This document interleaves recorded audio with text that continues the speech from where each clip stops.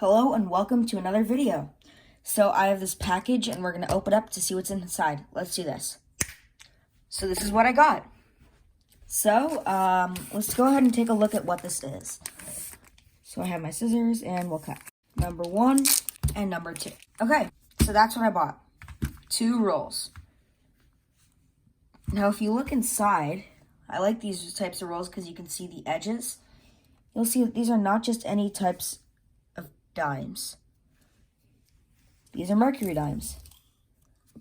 So this is what it is. I believe I got two rolls of Mercury dimes. So it is 100 dimes. So in this video, we are going to be searching them for rare dates, and we're going to see if I can fill in my books, and we're going to have fun. So without further ado, let's get started. I just wanted to real quick say thank you to Coins and Currency of Alabama for these. Go follow him on Instagram, and then follow me as well at changeXchange_YT. I'll see you there. Okay, so I have all the dimes right here, and we are going to go through them.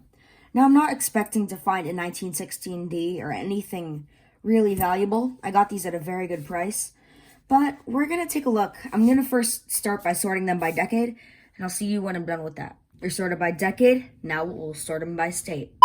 They're sorted by decade, now we'll sort them by date.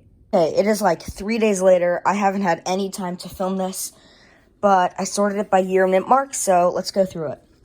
So the oldest ones that we got were from 1918. We had a Philadelphia and then a San Francisco. San Francisco's in average condition for a coin of that era.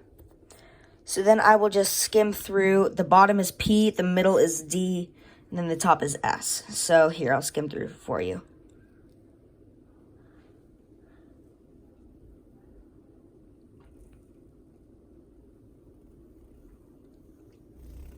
So yeah, that's that. If you guys did enjoy, make sure to drop a like, subscribe to the channel.